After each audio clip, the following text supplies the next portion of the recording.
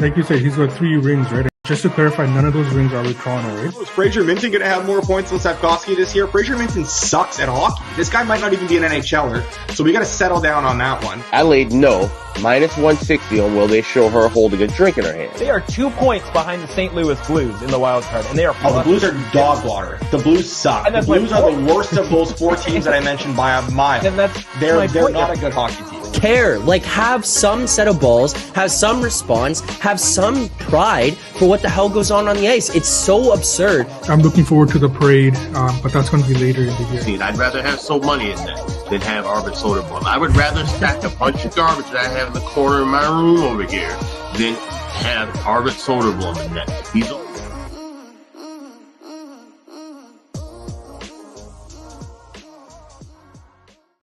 May 7th, welcome back to Edgework, presented by Pinnacle. I'm Zack Phillips, joined here by Matt Russell and Alex B. Matt, Gentlemen. Are you on location where the streets have no names right now? Gentlemen, we're doing it. A little-known gentleman by the name of Rob Pizzola once said, it's not enough to, talk about it. You got to be about it. And here we are. We are on location where the streets have no name, Vancouver, British Columbia, Canada. Fired up for Game 1 tomorrow night, and for, I think, an Edgework first, a little field trip. Your boy here and So Money Sports are going to be taking in the game tomorrow night together, representing Edgework, nice. I said, live from where the streets have no name. So we're fired up about it. Got to tell you, I don't know how he's up this early to do this show on a regular basis, but I guess So Money's, living a different life than I am. I was at Pearl Jam last night and I flew across the country yesterday. So a lot going on for your boy. The voice might not be on point. It's a little chilly out here. We didn't factor that in by the ocean. There's a couple of geese, a couple of ornery geese looking at me side eye. They could get involved in the show today. So, just pre-apologies to everybody involved. This one could get a little bit weird, but, we got to do what we got to do here. So, we're live from where the streets have no name. I love it. There you go. So we got Matt Russell on location out there in Vancouver. So Money in the chat. Those two go into the game tomorrow night. We will be breaking down a little bit about that series. We'll touch on that a little bit. We'll also talk about last night's Bruins Panthers. We'll talk about the Stars Avalanche series upcoming and the Rangers Canes game here tonight. But before we get into any of that, I want to remind people Pinnacle is the world's sharpest sports book and available to bettors in Ontario. You can find out what professional bettors have known for decades. Pinnacle is where the best bettors play. You must be 19 plus in Ontario. Please play responsibly. Not available in the U.S. Make sure to head on over to Pinnacle as we go through the series previews. As we go through the games here tonight, you'll notice that the best prices in market on a lot of these are at Pinnacle Sportsbook. So that's where you should be signed up. Make sure you've added to your list of outs. All right, gentlemen, let's talk a little bit about last night, what went on with the Panthers-Bruins series to open that one up. We see the Bruins come out there and absolutely thump the Panthers in Game 1 on the road in Florida as well, 5-1. And I see our guy here, Charles, in the chat, our resident Panthers fan. Panthers Talk Radio in South Florida is in a dark place right now. Came here to hear the voices of reason why it's just one game. Alex, yesterday on the show, and to kick things off, we kind of previewed that series, and we talked about the fact that we thought the Bruins might have the edge coming out in Game 1. Coming fresh off their last series, the Panthers having a little bit of rest time. You're going to open that thing up on kind of two different wavelengths there, and that felt like that's what happened. Is this just one game, or should there be cause for concern in Florida right now? I wouldn't hit the panic button just yet, but it's going to definitely be a back-and-forth battle. With these two teams. Obviously, everyone wants to bring up the history of last year, but this is two differently built teams compared to a year and some change ago. You look at Florida; they were absolutely dominating the Bruins on the faceoff dot early, and that's been the Achilles heel for the Bruins all year long. Right, their depth up the middle is not as strong as some of these other teams. I think that will come to light at some point. But like you said, The momentum of coming off the game 7 is what helped Boston later in this contest, where everybody maybe thought, oh, well, maybe their legs won't be under them because they just played such a heavy game 48 hours ago that went into overtime. No, that wasn't the case. They used that momentum to their advantage. So I think things will settle down a bit more in game 2. I think we see a better job from Bobrovsky. Swayman clearly is the guy to ride with from here on out for the Bees. So I think it's just going to be a fun back and forth series. Matt, are you concerned at all about this Panthers team based on the way this one opened up? Yeah, so I mean, obviously, full disclosure, didn't catch the game last night, as I mentioned. Yeah, but it certainly caught up on all the goings on. I'll put it this way: this is kind of how I looked at the series going in. I kind of think, or at least I thought, there was a really strong chance that this was a short series, and that didn't necessarily mean short for the Florida Panthers, though that obviously was kind of the basis of the handicap, because I looked at it like there's this is going to be kind of a two-way street here. One, the Panthers are just going to show that they were the better team because Boston, against Toronto, obviously didn't look particularly great. And so I took under 5.5 total games for this series because I thought there's a chance that Florida could, just be the better team. But I also thought if Boston, because of, as Alex mentioned, right, having the momentum coming into this series, but also not liking them in a long series because the minutes, the games here are going to pile up on them.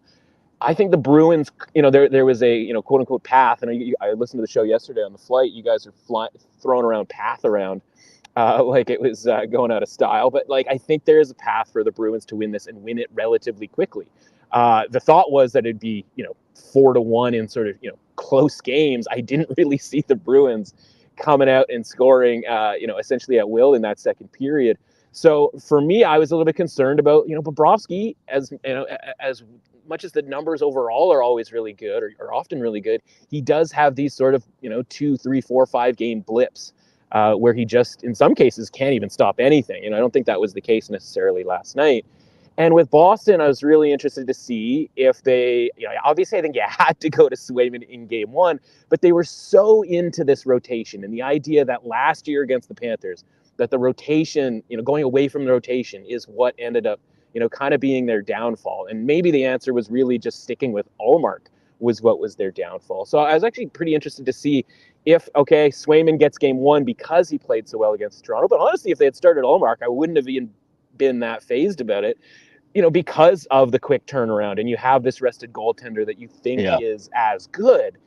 And so the problem there for Florida is if the goaltending is a little bit sketchy on sort of either side, Boston has that built-in backup plan. So I'm kind of in this spot now with under 5.5 games where it's like, man, I kind of hope Florida doesn't kick it back into gear, because now I have a shorter path, if you will, to Boston winning in 5 games than I do in Florida. So again, based off of last night, I'll have to trust you guys as far as like the eye test and watching that game start to finish. I can only kind of go off the metrics and what I've caught up on. But that was just my thought leading up to the series. So when I saw that that Boston was firing goals, I was like, oh man, maybe Bobrovsky isn't, certainly isn't the better goaltender last night. And now Swayman, he just keeps forcing Boston to keep him in net and not go to their beloved rotation. So it's kind of an interesting thing where he's holding them hostage here, but in a really good way. And I think something we've seen, you can even kind of go back with the Carolina-New York series. The rust will show up with these teams resting more with the goaltending than anything else. No one was expecting the back and forth offense of Carolina and Rangers in game 1. Just like I said, Bobrovsky, kind of looked shaky in that second period. But so that might be the thing to look for, especially when we talk about one of the series tonight about to start with Colorado-Dallas, where Dallas, fresh off that momentum, Colorado having some rest. And Georgiev's a guy who definitely needed the rest of all the goaltenders who are still remaining in the postseason. But maybe that's something that we can kind of keep an eye on. All right, so there you go. I agree. I think this is just one game. I don't think it's cause for concern if you're in Florida. I think it might be cause for concern if you're Matt holding on to the under 5.5, because I feel like this one might start to go back and forth and at least have some pushback from the Panthers, pushback from the Bruins based on the way that they played. But just from game 1 opening, So Money kind of laid out the, for lack of better words, script, as we may call it. It's just kind of one of those situations where Florida is sitting waiting. Boston's coming in with momentum. Boston's coming in with the goalie with the hot hand right now. Bob kind of just sitting in the rafters waiting for this series to get started. I don't think 5-1 is representative of a dominant game. That means the Panthers have no shot here. I think that this is one game. You take it as it is. You move on.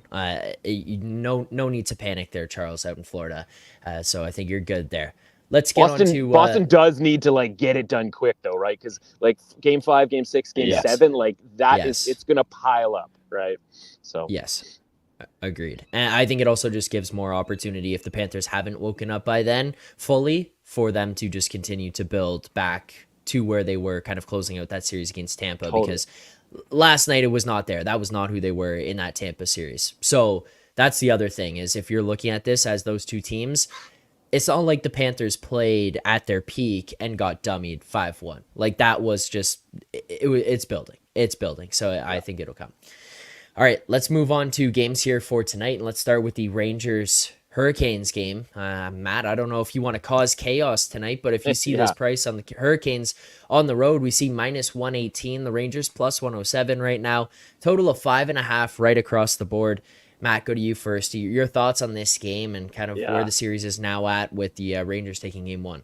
Yeah, well, I mean, game 1 was like just both of these two teams like personification, right? Like it's Carolina largely dominating the possession, just constantly kind of buzzing around. I think they did lead in even strength expected goals, and then it's like, and they know like do not take a penalty against the Rangers, like you will get burned, and they take a penalty twice, and it's 15 seconds into the power play. It's like, yeah, of course the Rangers are going to score those power play goals, right? And you can debate the merits of the penalty. Like I'm still reeling from we're going to call a trip on one guy. We're going to review the penalty.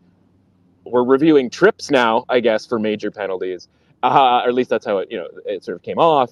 And then it's like, oh no, now we're kind of screwed here where we can't call no penalty because then it just looks like the trip, was a non-existent call. But also we're, letting go the hit, which, I think is legal kind of 99 times out of 100. But if you have to do a makeup call within the call there on the review, you got to make that done. That's NHL refereeing for you. But like, so Carolina's sitting there. They're like, yeah, we know we can't do this. And so, it's going to be the same thing with the Oilers as the voice starts to go. The Oilers and the Canucks tomorrow night, right? Where it's like number one thing for Rick Tocchet is like, boys, like, the puck is going in the net if we take a penalty. Like, don't do it. So, I think Brindamore's team in Carolina is disciplined enough, and hopefully they get a bit better of a quote unquote bounce when it comes to the officiating. Obviously, don't cross-check any guys in the face. It's probably a good place to start. Kuznetsov. So I like Carolina tonight. Like, I think it's interesting that we have sort of seen the money line kind of drift out towards Carolina despite the loss in game 1. A lot of times that's just kind of the idea that, the team that lost the first game is going to have a better performance. But in the case of Carolina, because I trust Carolina as much as I can kind of trust the Hurricanes based on recent history, and being ready to be hurt again. So yeah, like, I'm causing chaos. I got a storm surge. We're all Hurricanes tonight. Basically anything kind of minus, what's our best price here? Yeah, minus 118. We're getting out to -118. We are drifting. But yeah, even it's still -118, that's good to go. I probably wouldn't go any higher than like a -120 though. We are surging. We're causing chaos. Matt, what was the terminology that you used in the in the first series preview? Something about being outrageously hard or something like that. It was. We were mega hard on the Dallas Stars, and that worked out. We did it, Yes, we did. That came home. Alex, what are your thoughts as we head to game 2 between these two teams here? I don't know about all that, but I'm causing a little chaos here in game 2 for sure. I like Carolina. I felt like this is going to be a zigzag kind of series anyway. I did the same 6 game 7 stack that I had with Boston and Toronto for this series. So I'm obviously hoping for a 2-2 after game 4 is done. And I think we will see a more disciplined, more settled down Carolina team in this game. And as far as the under and over goes, I would hope for an early goal here so I can look for a live under. I think if we do see any kind of, heavy pace with the action offensively, it could come in the first 10, 15 minutes in a wave. Definitely, like I said, if Carolina makes mistakes and starts taking penalties early, the Rangers will have to jump on that and jump right away. If they give that penalty kill some momentum, let's say, Carolina takes two penalties, give us two penalties in the first period. Rangers don't score on that. Now you've given some confidence to that Carolina team to say, hey, all right, we can shut down that power play for a little bit. Now we get our 5-on-5 game rolling. We get our power play game rolling. That just builds just a little bit more positive momentum when they're in. So, yeah, $1.18, $1.20, that's a price worth backing Carolina on tonight. All right, there you go. Double best bet there on the Canes. So we're causing the most chaos here on Tuesday morning with that Canes-Rangers game. -118, that one locked in, and we will recap the bets at the very end of the show here in the Find Better section. As well, I want to remind people, if you haven't already, make sure to sign up for the draftparty.net trivia contest. Yesterday, the question, who has Alex Ovechkin scored the most goals against in his career? I don't know if either of you gentlemen know that, but Alex Ovechkin, who has he scored the most goals against in his career? That was yesterday's question. You go on there. They send you a daily email to let you know that the questions have come out. You can jump in, answer the question, see how you stack up against your friends, ourselves here on the Edgework Show. Make sure to head on over there to draftparty.net. Sign up now. The link is in the description of the show, podcast form, however you want to. Today's question will be something within the recent history, an NHL history question covering the last 5 to 10 years. So what has gone on recently in the NHL? That's what's coming up today. Make sure to check your inboxes if you have signed up already. All right, let's go to the Stars Avalanche series here, where we see game 1 about to kick off tonight. Before we can get into tonight's game, which we will, and we'll break down this price, I kind of want to open things up and talk a little bit about the series with you, gentlemen. If we're looking at kind of the history between these two teams this year, the Stars are 1-2-1 against the Avs just this season alone. You see the series price on this one, courtesy of our friends over at Pinnacle. We've got the Stars -124, the Avs currently sitting at +108. Matt, we've obviously been really big on the Stars this season, whether it was through the regular season, then it was mega hard into the playoffs here. They go 7 against the Golden Knights. We saw Alex talking about the Avalanche, kind of their ability to clean up that series against Winnipeg pretty easily. Are you still as high on Dallas into this series against the Avalanche? You feel as comfortable with the price that we're currently seeing? You feel that this one is justified right now? Where do you kind of come in on the number as it's opened up and we're on game day of game 1? Yeah, it's not as many inches necessarily, but we are still pretty deep into the Stars. You can tell Alex B has. It's like, I have not done Tuesdays. This is too much for me. The guy's getting attacked by geese. Like, he's freezing out here. No, okay. So it's very similar to the first series for Dallas from a pricing perspective, because, we went into that series and we're like, okay, Vegas is going to have their full roster. What does that mean for a team that wasn't all that great and probably a little overrated throughout the season? And it turned out that kind of nothing really changed for Vegas, right? Like, we had the Jake Ottinger game 1 fiasco and, obviously some pretty heinous even strength being tilted towards Dallas, crazy numbers. And it was kind of like, okay, it wasn't that big of a deal. For this one, this is the same thing that we had with Boston and Florida, right? Where it's a rust, type of deal, where I think the price has been knocked down on Dallas pretty considerably because they're the team that has the quick turnaround, kind of a wildly quick turnaround because, oh man, I'm going to forget this guy's name, Luis something, is playing in Dallas on Wednesday, and we had to have this series start on Tuesday and do Tuesday, Thursday because the Mavs play on the weekend. It's like Dallas kind of got screwed by the fact that, like, there's a lot going on at home to have to start this series early. And so I think the price is short because, Dallas has been the better team all regular season long, and the series price of, like, I got as low as like -120. I think there might have even some like -115s lingering about. Like, with Dallas having a home ice advantage, that implies that Colorado is the better team or the more likely team to win this series, sort of, even up. And like, that hasn't been the case at all this season from like metric standpoint or any sort of standpoint, right? Luis Miguel, yes, so money's on top of things. Luis Enrique in the chat. Sorry. So I look at this and I go, like, we're getting a great deal on Dallas. I don't know by how much, because like as much as Jake Ottinger was very good in the back half of that series, like still a little scarred by the occasional Jake Ottinger-ness. But at the same time, like, Georgiev, I don't believe that he's any good, and he certainly doesn't have the at least track record that Ottinger has. So yeah, I am medium size into the Stars here out of respect for the Cale Makars and the Nathan McKinnons of the world. I just think the price is short, and as we saw last night, right, that didn't preclude Boston from winning last night, and Dallas is at home, so I mean the energy should be there for Game 1. So I expect them to get off to a good start as well.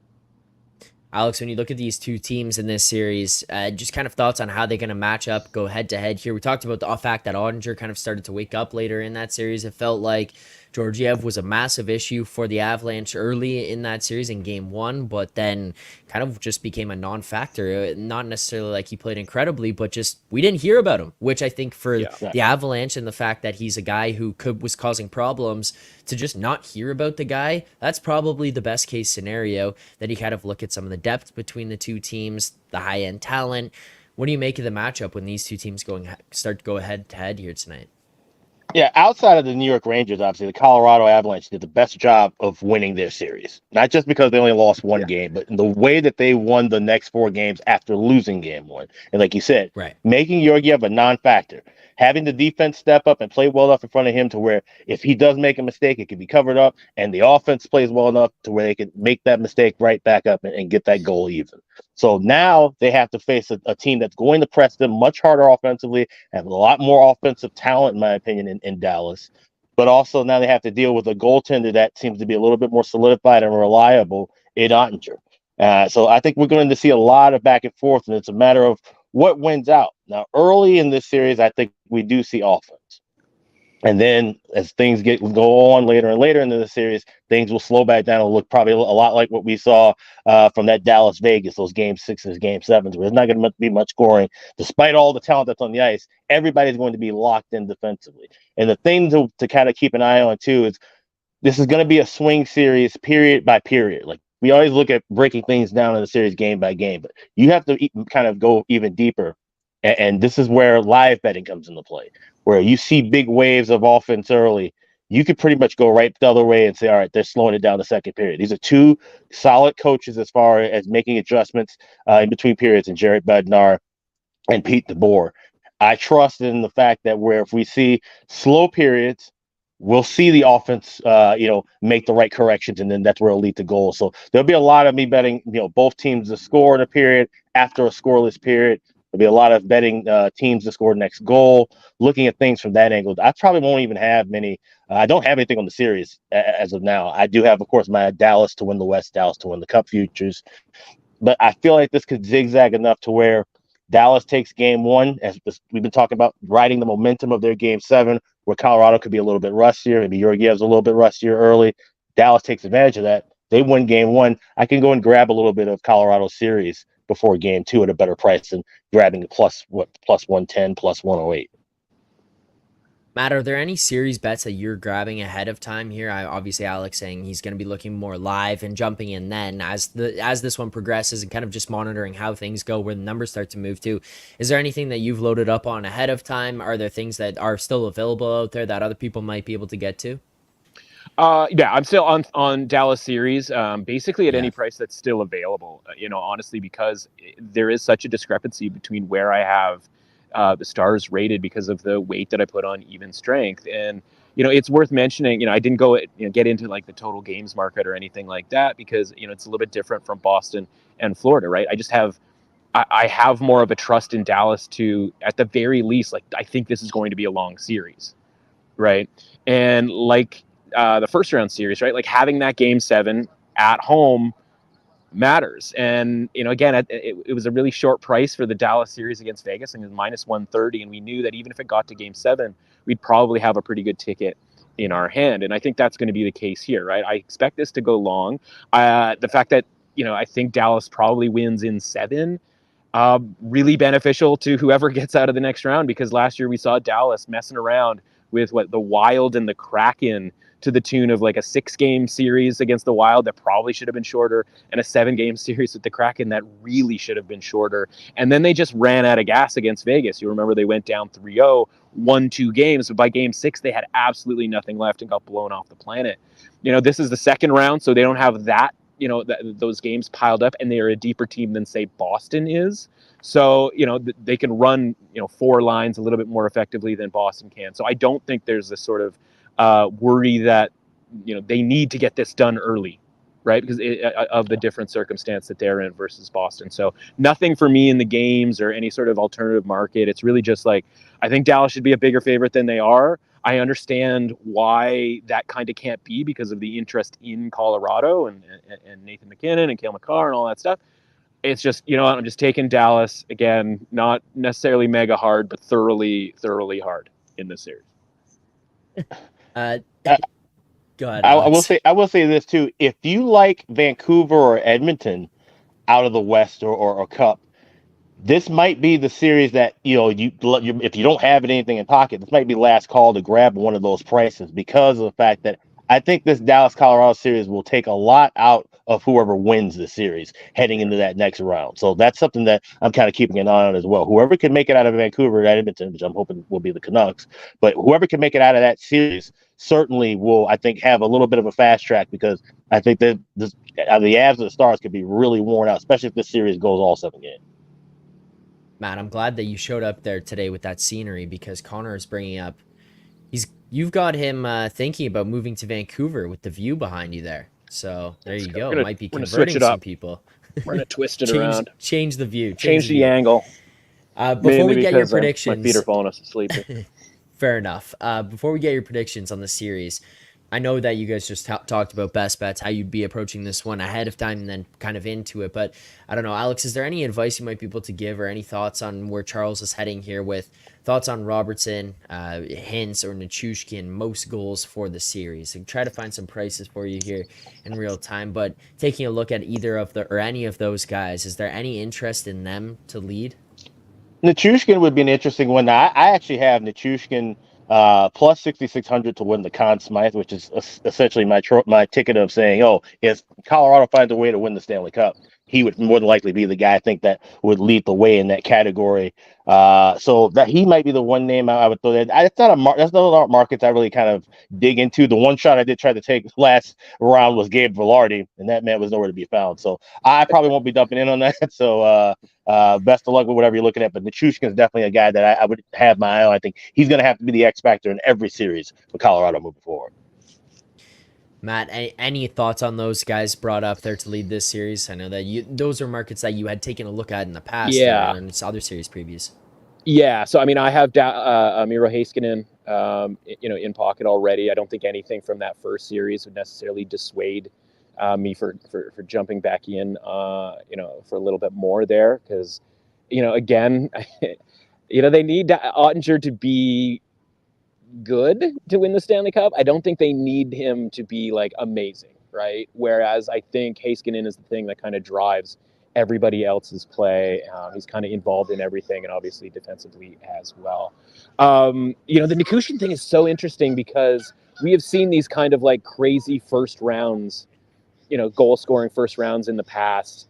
And then it kind of, nothing sort of comes of it, right? Because I mean, you have to remember, by the time we get to June, like people kind of forget like what happens in the first round, right? And as much as we want to weight it like a quarter of the votes, if you will. So he's so far sort of ahead that like he could have, 7 goals in the next 3 series and still have, still lead the playoffs in goals. So he's kind of this outlier that Alex, is referencing where it's like, they could really use his scoring going forward. And B, he does have the lead to such a degree that like he doesn't have to score 7 goals in every series to be a viable option. I do sort of worry about the just bright lights big name of Nathan McKinnon and Cale Makar in that situation, right? Like Dallas doesn't necessarily have that where you can see sort of a more, I'm not calling Moretto Heiskanen a random necessarily, but you can have kind of more off the wall, not necessarily the highest scorer of the playoffs type of a pick.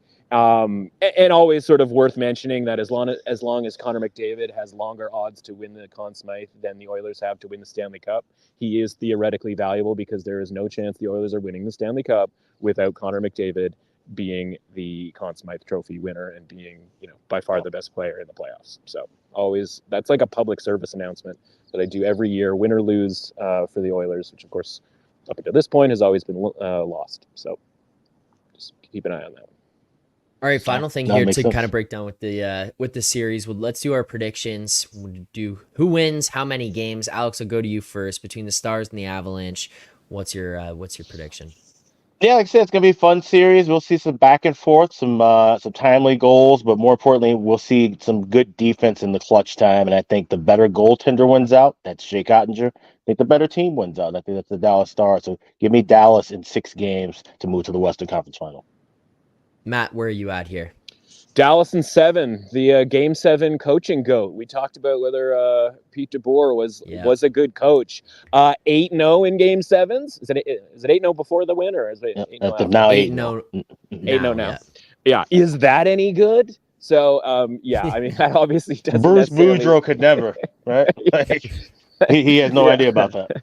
Yeah, that doesn't necessarily, of course, mean that they're guaranteed to win, every and all Game 7 going forward. But give me the Stars. Never make it easy on themselves. But yeah, let's go Stars in 7 in that one. All right. Final thing here for today's show. Let's take a look at this game here tonight. Obviously, the series kicks off. We've got the Avalanche on the road plus 112, the Stars minus 115, and totals of pretty much 6.5 across the board here right now. Alex, do you have any interest in jumping into this one, Game 1, or just on this game alone here tonight?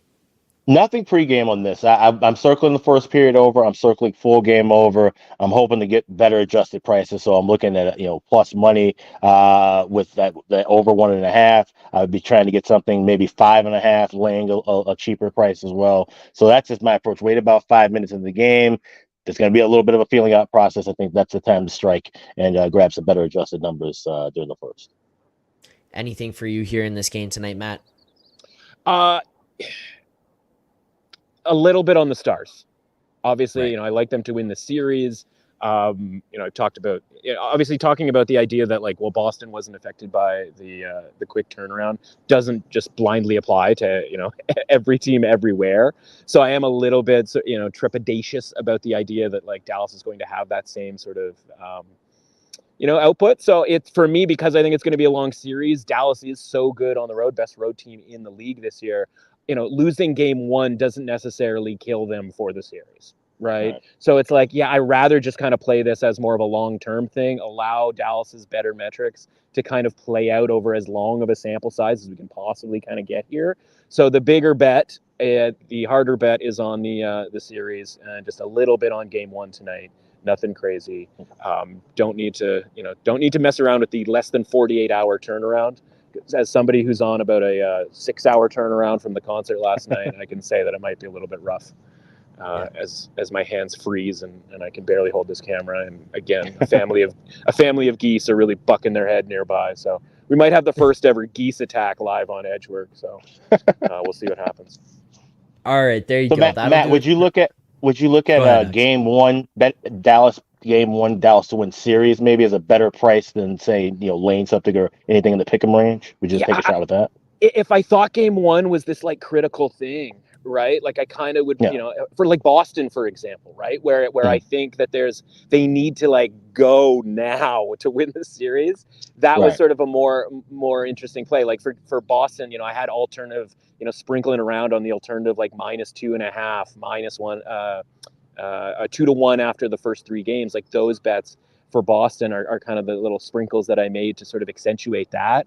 For me, outside of being Dallas in 7, an exact price there, there isn't really anything that I want to get involved in, because it's all just kind of this series, I think, is going to go a while. And if we get to Game 7, and hopefully we do, I shouldn't say hopefully, because Dallas, if they want to win earlier, they're welcome to. They just kind of never do. So it's more just let's sort of assume a Game 7, and if they can win earlier than that, be pleasantly surprised, and not kind of mess around with anything other than that. Right. All right, there you go. That'll do it for today's show. Matt, I appreciate you hopping in there with the scenic view. I don't want to keep All your about the hands content, cold any buddy. colder or risk you getting attacked by geese here. So we'll wrap this thing up and get you out. We do appreciate it. For today's best bets for what we've got, you can find them over in the BetStamp app in the Find Better section as Edgework HQ. But for what we've got here today, one best bet locked in, the Carolina Hurricanes minus 118 money line. Full unit on that one, and we've already gotten a message from Alber. He is not impressed, but if he's not impressed, he should be taking a look at the YouTube, because that is some scenery behind Mr. Russell there. Like, See the what geese? a view. Yep. Yeah. You don't mess with the geese, Mama Geese and her family. We'll get you. All right. There you go. That'll do it for today's show. We appreciate everyone who tuned in. Thank you very much. If you haven't already, hit that like button, subscribe here to the channel, turn on notifications. Matt, thank you for hopping in here on location from where the streets have no names. We do appreciate that as well. Good luck to yourself and So Money. Enjoy the game there tomorrow night.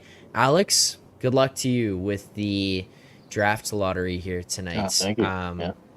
Should be exciting for yourself there. So I mean, I'm just sitting here with nothing going on. Got my own hockey game tonight, actually. So that's the there you exciting go. thing. All right. Good luck got to you my then. own hockey game. Yeah. Yeah, thank you, boys. Thank you. All right, that'll Zack do it for Phillips today's show. anytime.